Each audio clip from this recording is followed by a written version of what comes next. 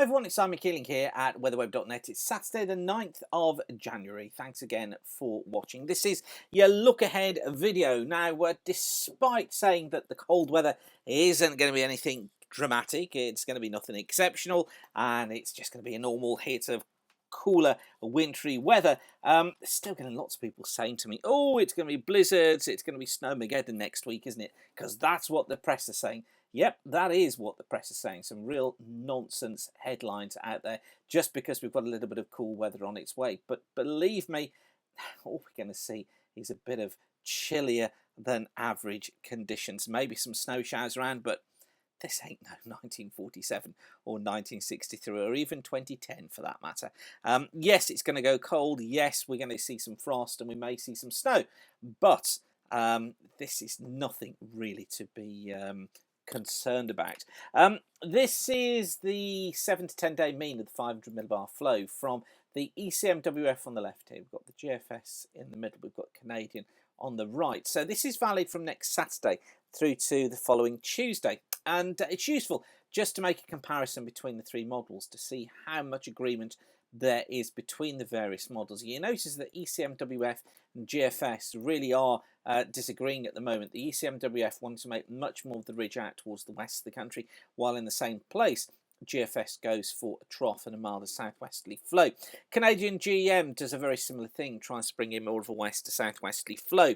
So Canadian and the GFS are certainly into bringing us back into milder conditions, which would tie in with our longer range forecast. The ECMWF wants to keep us into cooler conditions on more of a northerly flow. Now, ordinarily, ECMWF is where we steer, but I can see with the pattern and the way that it is, looking at the 500 millibar flow, that we could see a breakthrough again of the jet, bringing in more of a west southwesterly wind. So the cool weather lasting not that long. Although Scotland, Northern England, Northern Ireland may well stay within some very wet and pretty miserable conditions going into the next weekend and into the beginning of the week after. But because there's so much disagreement between these various models, it kind of sets us up into an uncertain situation where this could go one of those two ways. So I think we've got to make the point that confidence is low in the forecast, and certainly we're getting lots of contradictory information coming in at the moment from the long rangers. Now I'm going to show you the CFS and the Beijing climate model as well. CFS first of all, let's just pick up on the NAO forecast from the CFS, and you notice what that's trying to do is to get us here, dip down to strongly negative before then bouncing around neutral, but hovering into that negative territory throughout February and March. What to notice is it's almost a complete reverse of what we've seen so far this winter, and you'll know from the long ranges we were predicting that the winter would be backloaded, so that's where the cooler of the weather would be. Now the NAO here is certainly backing up that idea. The prediction of the NAO is certainly backing up that idea. We're getting conflicting signals, as I say. If you look at the MJO, that's getting us through phase 8. It gets us into phase 9 around about the 17th of January, and then gets us into phase 1, I should say, not phase 1. Phase 8 gets us into phase 1 around the 17th of January, then gets us into phase 2 around about the 25th of January. So we're getting into phase 8, and phase 8 looks like this. Typically what phase 8 does is it has a build of pressure within here. We get a trough up towards the northeast, trough off towards the southwest, and what we tend to do is to pick up that sort of flow. So it does get in more of a south to southeasterly flow across the UK. We do get cooler weather for a while, but then we find warmer weather breaking through. Now, as I say, what it tries to do is to get us back into phase 1 around about the 17th, 18th of January. That's how phase 1 looks.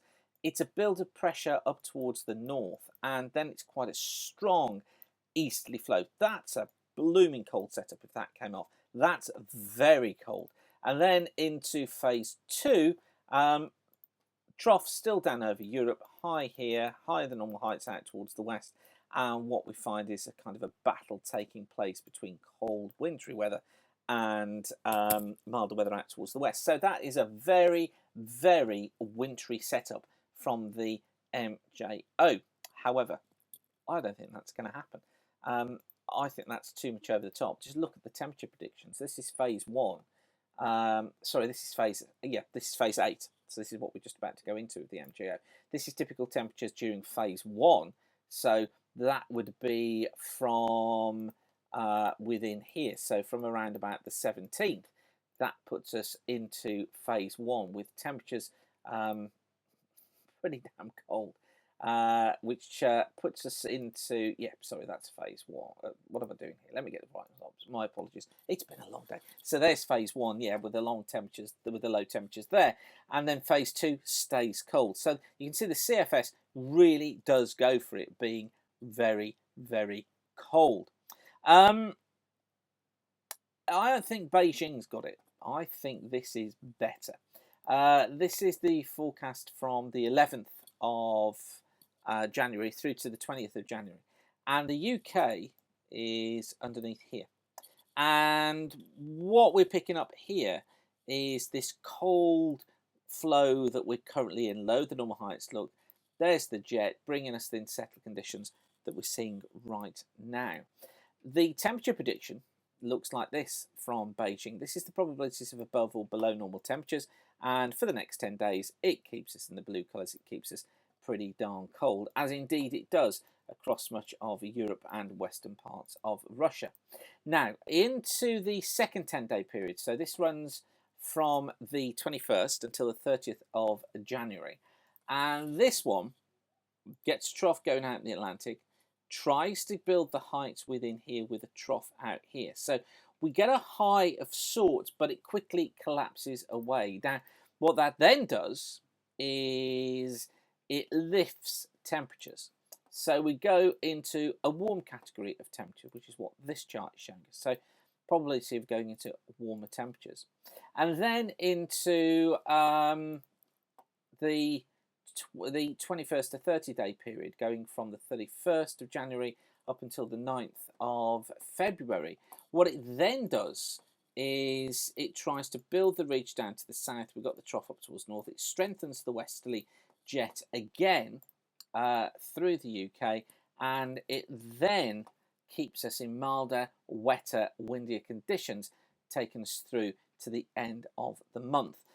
That ties in more accurately with our long ranges, and then it starts off February by bringing in a cooler north to northwesterly flow, trough to the east, building ridge out in the Atlantic in here, and it gives us the idea that there will be colder weather coming down during those early stages of February.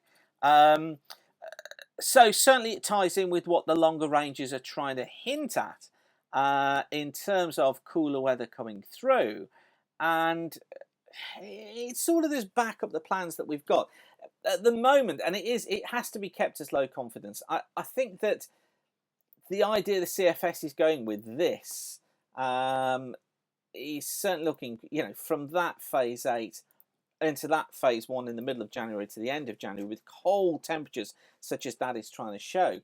I think that's overplayed at the moment, but we shall wait and see. I can be wrong. Anybody can be wrong on this. Certainly the papers are going to be wrong, aren't they? But yeah, we'll just have to wait and see how things develop over the next few days. Okay, I'm going to leave you with that for now, but whatever you're doing, thanks again for watching. Don't forget, for the very latest details, if you want an alert when we update these videos, just send an email through to generalweather-subscribe at weatherweb.net, and we'll be only too happy to send those emails through to you to let you know when the videos are updated. But for now, whatever you're doing, thanks again for watching. Keep the sun shining, and bye for now.